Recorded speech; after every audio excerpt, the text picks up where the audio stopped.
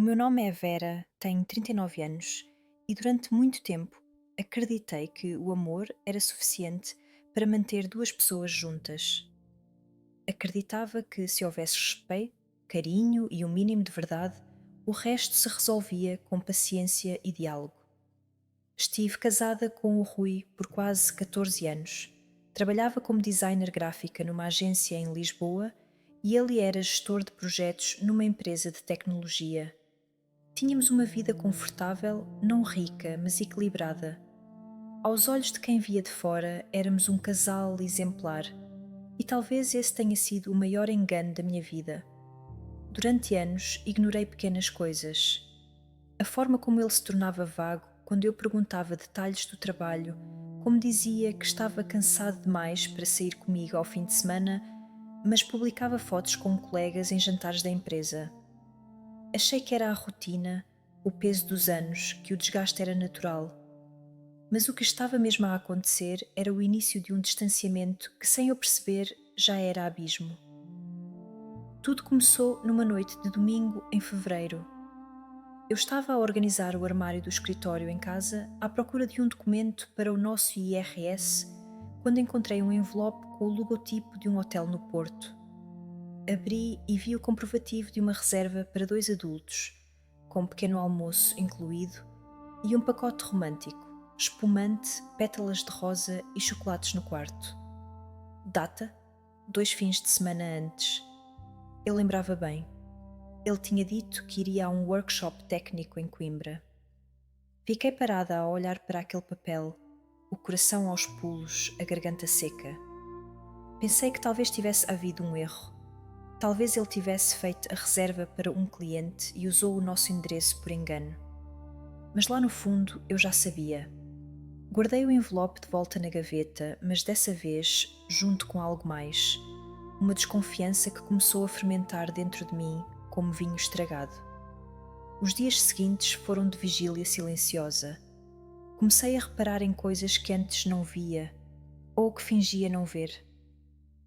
O Rui agora estava sempre com o telemóvel na mão. Ria-se sozinho a olhar para o ecrã, bloqueava o telefone assim que eu me aproximava. Passara a fazer a barba todos os dias, a usar camisas novas e a vestir-se com mais cuidado mesmo em dias normais de trabalho. Voltara a usar aquele perfume francês que eu lhe oferecia há 2 anos e que ele dizia ser forte demais para o dia a dia. Mas o mais gritante era a ausência. Ele que estava cada vez menos presente. Estava em casa, mas não estava comigo. O corpo dormia na mesma cama, mas a alma já tinha feito check-out há muito. 2 semanas depois, decidi abrir o portátil dele. Sempre tivemos uma relação baseada na confiança, ou pelo menos foi isso que eu acreditei. Ele nunca escondeu senhas e eu nunca tive motivos para procurar. Mas agora tinha. Abri o e-mail pessoal e em poucos minutos encontrei aquilo que me fez sentir como se o chão tivesse desaparecido debaixo dos meus pés. Uma confirmação de voo para Londres, ida e volta em 4 dias, 2 passageiros, assentos 17A e 17B, voo marcado para dali a 5 dias. O nome dela estava ali, Lara Coelho. Nunca tinha ouvido falar dessa mulher, mas naquele momento o nome dela passou a fazer parte da minha história. Continuei a procurar, vi mensagens trocadas com ela. Chamavam-se de meu sol, minha luz, meu presente. Uma sequência de fotografias, um jantar a dois, ela a sorrir com um vestido vermelho, ele a segurar a mão dela por cima da mesa. Senti o estômago a virar-se do avesso. A traição era óbvia, escancarada, inquestionável. Mas ainda assim não chorei, não naquela noite. O que senti não foi tristeza. Foi algo diferente, mais cru e profundo. Um misto de nojo, indignação e uma raiva fria. Como se alguém me tivesse arrancado do corpo e eu estivesse a assistir à minha vida do lado de fora, como um filme de suspense que correu mal. Voltei para o meu quarto e deitei-me ao lado do Rui, que dormia profundamente sem saber que eu agora sabia de tudo. Passei a noite a olhar para o teto, a pensar em como reagir. Podia confrontá-lo no dia seguinte, fazer as malas, chorar, gritar, pedir explicações. Podia contar à família, fazer escândalo, ir ao tribunal. Mas quanto mais pensava, mais sentia que nenhuma dessas opções me traria paz, porque ele não merecia ver as minhas lágrimas, não merecia saber da minha dor. E então tive uma ideia. Na manhã seguinte, liguei para a companhia aérea e perguntei, com a voz mais calma que consegui, se havia lugares disponíveis naquele mesmo voo para Londres. Sim, senhora, ainda temos lugares na fileira 17. O 17C está livre. Deseja reservar? O coração disparou. Sim, por favor, quero esse lugar. Paguei com o meu próprio cartão de crédito, o que usava para despesas pessoais, o mesmo que ele nem sabia que existia. Nos dias seguintes, fingi normalidade. Continuei a fazer os jantares, a desejar-lhe bom dia com um beijo leve, a rir das piadas sem graça que ele contava. Perguntei-lhe, inclusive, se queria que eu passasse a camisa azul que ele gostava de usar em reuniões importantes. Claro, amor, obrigado, respondeu ele, sorrindo como se tudo estivesse bem. Mas eu sabia que ele estava a planear uma fuga romântica com outra mulher e que não fazia ideia de que a tempestade vinha sentada ao seu lado no avião. Chegou o dia da viagem. Rui saiu de casa com uma mala média, roupa casual e um entusiasmo mal disfarçado. Disse-me que ia a um congresso internacional de inovação tecnológica, que havia sido convidado de última hora, que ia com um colega de trabalho chamado Hugo. Eu sorri, desejei-lhe boa sorte e acompanhei-o até à porta. Toma cuidado, está bem? Disse-lhe com um olhar doce, que escondia o furacão por detrás da íris. Claro, meu amor, volto já. Mal ele virou costas, subi ao quarto, peguei na minha mala já preparada, com uns bilhetes impressos na mala de mão e um casaco para o frio londrino. O plano estava a acontecer. Cheguei ao aeroporto de Lisboa com tempo. Usei óculos escuros e um lenço no cabelo. Não porque quisesse parecer alguém que não sou, mas porque não queria ser reconhecida antes da hora. Passei pelo check-in sem problemas, sem ser notada. Na zona de embarque encontrei um lugar discreto junto a uma vitrine de perfumes e dali consegui observar a entrada. E então vi-o. O Rui chegou de mãos dadas com uma mulher. Era mais baixa do que eu, cabelos castanhos, olhos vivos, uns sapatos vermelhos que pareciam novos. Estavam felizes, riam-se. Ele encostou a testa dela num gesto íntimo que eu já não via há anos. E foi aí que percebi, ele não estava só a trair-me. Ele estava a amar outra pessoa. De verdade, aquilo doeu. Não posso mentir. Vi os dois seguirem em direção ao portão e esperei o momento certo para embarcar. Entrei no avião por último. Caminhei lentamente pelo corredor, o coração a bater como um tambor em marcha de guerra. E então cheguei à fila 17. O Rui estava no lugar da janela, ela no do meio. O assento 17C, o meu, aguardava-me. Ele virou-se para mim e naquele segundo vi o sangue desaparecer-lhe do rosto. Vera? Sussurrou como se tivesse visto um fantasma. A mulher virou-se também, surpresa. Com licença, disse eu em voz calma e pausada, mostrando o bilhete ao comissário de bordo que passava. Assento 17C, aqui mesmo. Sentei-me com uma serenidade que nem sabia que tinha. Abri a mala, retirei um livro e coloquei os cintos. O Rui ainda estava mudo. A mulher olhava de mim para ele, tentando juntar as peças. Desculpe, vocês conhecem-se? Perguntou, num tom mais curioso do que preocupado. Sim, respondi com um sorriso. Somos casados há quase 14 anos. O silêncio foi imediato, como um corte abrupto no som ambiente. Ela ficou imóvel, depois largou a mão do Rui com violência. Estás a brincar, certo? Disse-lhe, com um tom que começou a ferver. O Rui tentou justificar-se, balbuciando algo sobre um divórcio em andamento, um casamento falido, uma situação complicada. Eu mantive-me em silêncio durante a maior parte do voo, só falava quando a comissária oferia algo. Aceita sumo de laranja? Sim, obrigada. Amendoins? Por que não? A tensão no ar era densa, como nevoeiro em manhã de inverno. A cada pergunta que ela lhe fazia, mais a verdade se desfazia na cara dele. Disse-me que dormiam em quartos separados. Disseste que ela sabia da viagem. Disse-me que me amavas. A certa altura, ele virou-se para mim e sussurrou, tentando não chamar atenção. Por favor, Vera, vamos conversar em privado. Isto é humilhante. Eu levantei os olhos do livro, olhei bem dentro dos dele e disse: Sabes o que é humilhante, Rui? Acreditar durante 14 anos que se era amada, quando afinal era só conveniente. Voltei à minha leitura. Durante o voo, comecei a pensar nas muitas vezes em que ignorei os sinais.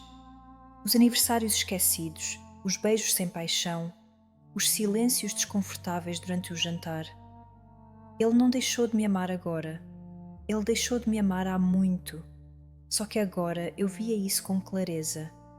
E, estranhamente, em vez de me sentir derrotada, comecei a sentir-me livre, como se aquele avião, naquela altitude, fosse o início de algo novo. Na última hora de voo, a mulher, cujo nome soube depois ser Lara, começou a chorar, baixinho, de olhos fechados, tentando não chamar atenção. E foi aí que compreendi algo importante. Ela não era o meu inimigo. Ela era outra vítima da mentira bem ensaiada do Rui. Talvez mais jovem, mais sonhadora, mais ingênua, mas vítima como eu. E nesse momento decidi que não seria eu a perpetuar a guerra entre mulheres por causa de um homem que não merecia nenhuma das duas. Ali, a 30 mil pés de altitude, entre nuvens e turbulência, decidi que aquele voo seria o último capítulo de uma história que já estava morta. Eu não ia mendigar explicações. Não ia implorar por respeito. Ia seguir a minha vida. Se esta história te prendeu até aqui, é sinal de que há algo dentro de ti que reconhece cada detalhe, cada emoção, cada gesto de silêncio ou coragem. Por isso, peço-te algo simples, mas sincero. Inscreve-te no canal. Não porque é importante para o algoritmo, mas porque este espaço é feito para ti. Para que nunca mais te sintas sozinha nas tuas batalhas, para que saibas que há outras pessoas que te compreendem. E quero saber de ti, o que farias no lugar da Vera? Já estiveste numa situação onde a tua intuição gritava e tu escolheste ouvir? Conta nos comentários, mas conta mesmo. Aqui ninguém julga, só acolhe. O avião aterrou em Heathrow com suavidade, mas dentro de mim nada era suave. A Lara não dizia uma palavra desde que ouviu que eu era esposa do homem que a tinha levado para uma escapadinha romântica. O Rui olhava para o chão, para o tecto, para tudo menos para mim. E eu estava serena, estava cansada, sim, mas era um cansaço diferente, um que nasce quando finalmente se deixa de carregar uma mentira às costas. Levantei-me, peguei na minha mala de mão e despedi-me com uma boa estadia a ambos. Comecei a andar pelo corredor do avião e de repente senti alguém atrás de mim. Era a Lara. Podemos falar, por favor? A sua voz estava embargada, mas havia uma honestidade ali que me desarmou. Concordei com a cabeça e seguimos juntas até ao hall do aeroporto. Fomos até um café no terminal. Sentámo-nos em silêncio por alguns minutos, cada uma a tentar encaixar os pedaços partidos de dignidade que nos restavam. Ele disse-me que já tinha iniciado o divórcio. Começou ela. Disse que viviam como irmãos e que me estavas a seguir em frente. Eu sorri de forma triste. Acreditas mesmo que homens assim fazem fila para ser deixados? Rui vivia bem comigo. Comida na mesa, casa organizada, beijos de bom dia, ele tinha tudo, só que queria mais, queria tudo. Lara estava desolada. A imagem que tinha criado do Rui, de um homem honesto, maduro, ferido por um casamento frio, havia ruído em questão de minutos. E no meio da dor dela, reconhecia a minha de anos atrás, quando as primeiras dúvidas começaram a aparecer. Não senti raiva dela, sentia pena, porque sei o que é amar alguém que nos mente com carinho nos olhos. Ela contou-me que largou uma relação estável por ele, que tinha feito planos de mudar-se de cidade, talvez até de país, que a viagem era o início de uma vida nova. E agora? Perguntou-me com olhos marejados. Respirei fundo. Agora recomeças, e desta vez não por causa de um homem, mas por ti. Ficámos ali durante uma hora, partilhando verdades dolorosas, como se fôssemos amigas de infância que só agora se reencontravam. E foi então que, pela primeira vez desde que tudo começou, rimos. Rimos do absurdo da situação. Rimos de como ele achava que podia manipular duas mulheres inteligentes ao mesmo tempo. Rimos da ideia de termos vindo parar ao mesmo voo, sentadas lado a lado, vítimas da mesma história. E nesse riso sentia algo quebrar, como se o peso começasse finalmente a diminuir. Decidimos ir para hotéis diferentes. Eu tinha reservado um pequeno hotel boutique perto de Notting Hill, um lugar tranquilo, com vista para um jardim e café fresco logo pela manhã. Ao entrar no quarto, fechei a porta com cuidado e desabei sobre a cama. Não chorei de dor. Chorei de libertação. Pela primeira vez, a dor vinha acompanhada de alívio, como quando se arranca um penso rápido depois de muito tempo. Dói, mas finalmente cicatriza. No dia seguinte, enquanto tomava o pequeno almoço sozinha, algo inesperado aconteceu. A Lara mandou-me mensagem. Dizia apenas: Obrigada, ainda queres fazer aquele passeio pelo bairro? Respondi com um simples sim, e saí com o coração leve, como se estivesse a redescobrir a cidade e a mim própria ao mesmo tempo.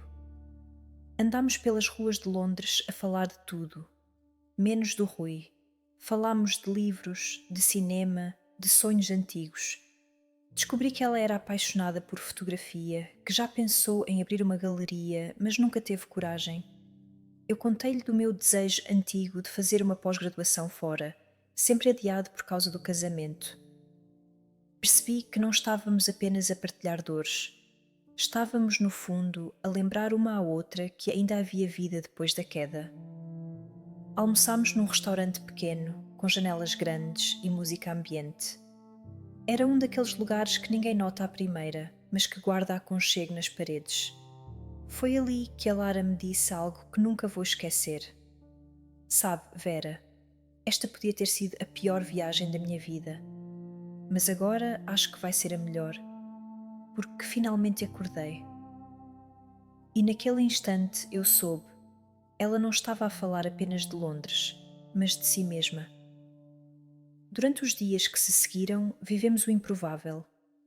Duas mulheres que se conheceram da pior forma possível, mas que descobriram, uma na outra, a força que pensavam ter perdido. Tirámos fotos juntas, visitámos museus, mercados, lojas vintage, rimos alto, e em cada riso havia uma pequena vitória.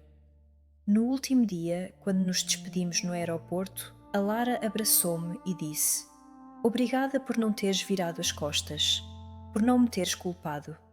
E eu respondi: Obrigada por me lembrares que mesmo quando o mundo parece desabar, ainda há gente que escolhe ser luz. Regressar a Lisboa foi mais difícil do que imaginei. Não pela cidade, nem pelo apartamento, mas pelo silêncio que me aguardava do outro lado da porta. O Rui já tinha voltado.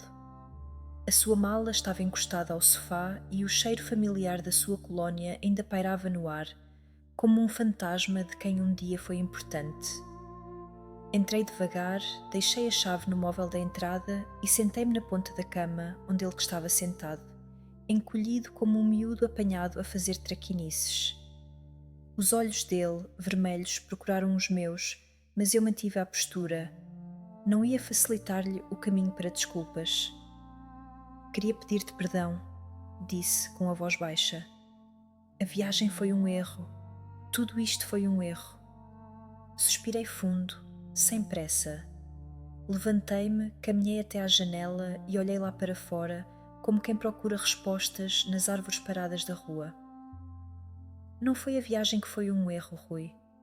O erro foi o teatro inteiro que montaste durante meses. O erro foi achares que eu não era capaz de ver. O erro foi seres cobarde ao ponto de preferires trair do que conversar. Ele tentou aproximar-se, mas levantei a mão.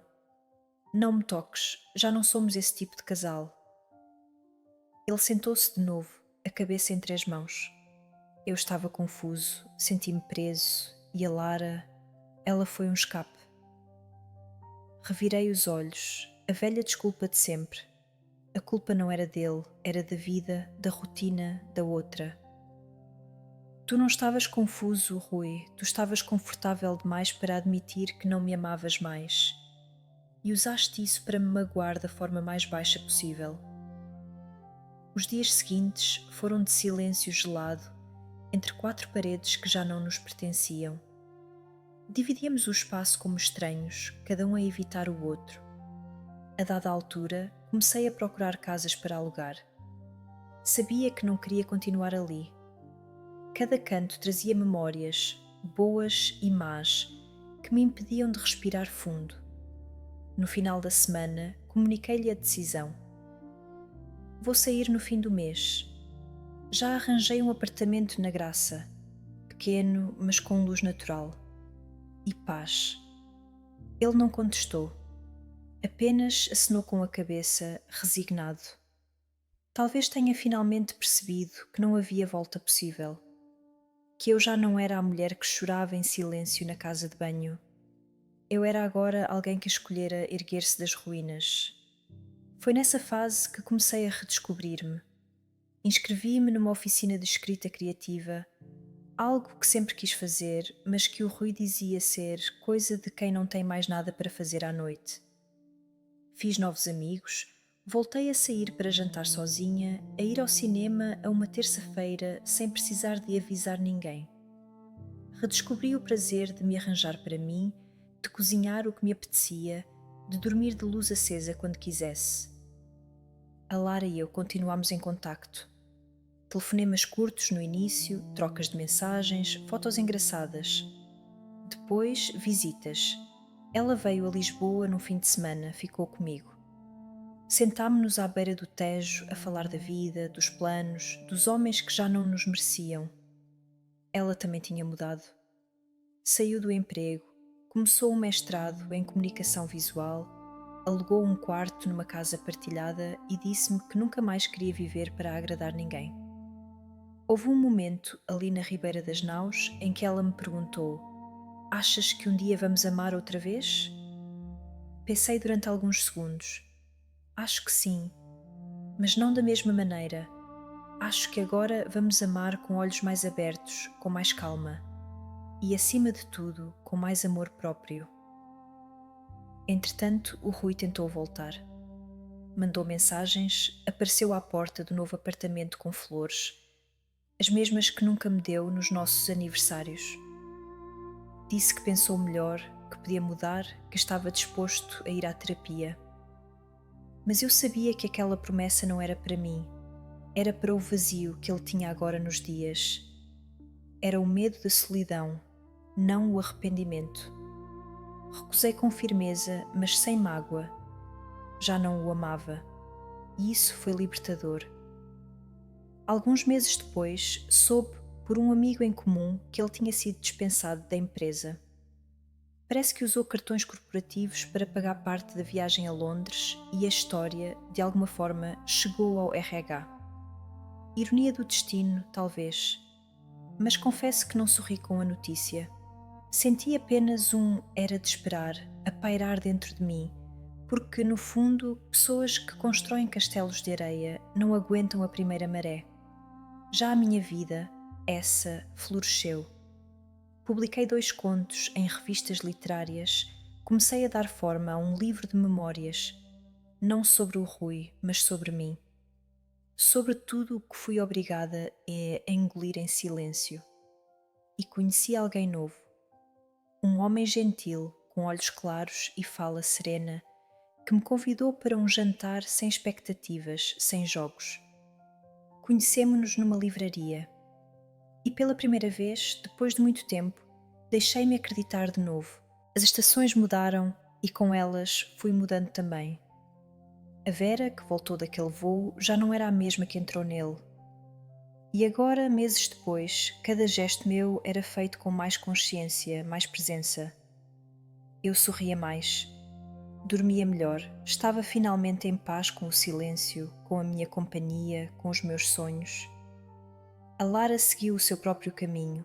Viajou para Madrid para terminar o mestrado, criou um canal online para partilhar dicas de escrita e numa dessas noites em que o acaso parece querer brincar connosco, recebeu uma mensagem de um dos colegas de faculdade que nunca tinha dado bola e apaixonaram-se. Ri-me sozinha quando ela me contou. Disse que o rapaz era calmo, observador, sem pressa. Talvez porque, como nós, ele também já conheceu o lado amargo da pressa. Quanto a mim, o novo relacionamento foi florescendo com a mesma leveza com que as manhãs nascem. Não havia pressa para dizer amo-te, nem ansiedade para dormir juntos. Era tudo simples, honesto, real. E mesmo se não durasse para sempre, eu já sabia. Nunca mais aceitaria menos do que mereço. Nunca mais me deixaria ficar em lugares onde a minha intuição gritasse que havia algo errado. Ainda me lembro de uma conversa que tive com a minha mãe já depois de tudo. Estávamos a tomar chá no terraço e ela disse, olhando para mim com aquele olhar que só as mães têm: Sabes, filha, durante anos eu vi o teu sorriso a encolher devagarinho. Agora voltou e está maior. E aquilo ficou comigo, porque às vezes não percebemos o quanto estamos a encolher até alguém nos mostrar o quanto já cabíamos dentro de muito pouco. Escrevi uma carta para mim mesma naquela noite. Uma carta que guardei dobrada dentro do meu diário.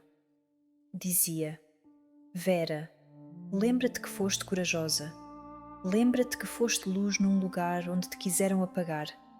Que escolheste ver a verdade e ainda assim seguiste em frente sem te tornar amarga. Que foste mulher, amiga, guerreira e inteira.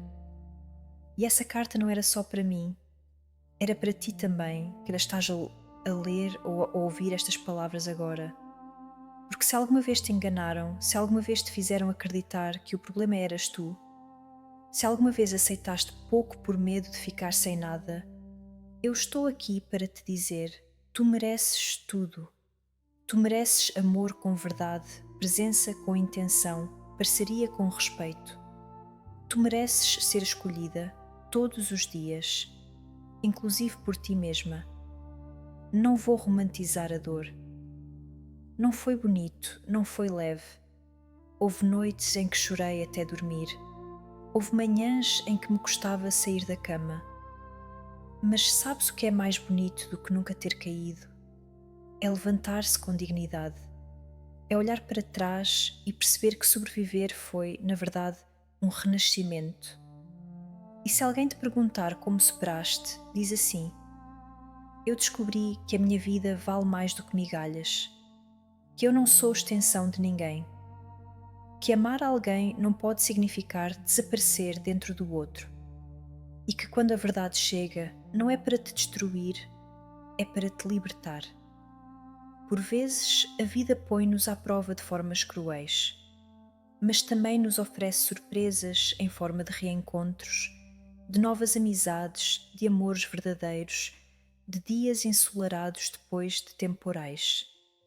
E é nesses momentos que percebemos que não perdemos, apenas mudamos de rota. Nunca pensei que um bilhete de avião me levaria tão longe dentro de mim. mas foi naquele voo que comecei a reescrever a minha história. E hoje, se pudesse voltar atrás, não mudaria nada, porque tudo isso me trouxe até aqui, inteira, forte, viva. Se esta história tocou no teu coração, se te emocionou, te libertou ou te fez lembrar da tua própria coragem escondida, então quero-te pedir uma coisa, mas não é para fazer número nem para agradar o algoritmo. É de coração para coração, inscreve-te neste canal. Sim, tu. Junta-te a esta comunidade que está a crescer com verdade, com histórias reais, com pessoas que passaram ou ainda passam por dores parecidas com a tua. Aqui ninguém está sozinho. E deixa nos comentários algo que venha de ti. Conta-me qual foi o momento da tua vida em que te sentiste como a Vera. Partilha comigo o que é que tu aprendeste com a tua própria queda. Que verdade precisaste enfrentar para te voltares a levantar? Cada comentário teu ajuda outras mulheres a encontrarem força também. É como se acendesses uma vela que ilumina não só o teu caminho, mas o de quem vem depois. E se sentires no coração que esta história merece ser ouvida por alguém que tu amas, então partilha com essa pessoa. Talvez seja exatamente o que ela precisava escutar. Obrigada por chegares até aqui. Obrigada por sentires comigo. Obrigada por seres quem és. Que nunca te esqueças, a tua verdade é o teu superpoder. Um beijo com carinho e até à próxima história, onde quem sabe a protagonista sejas tu.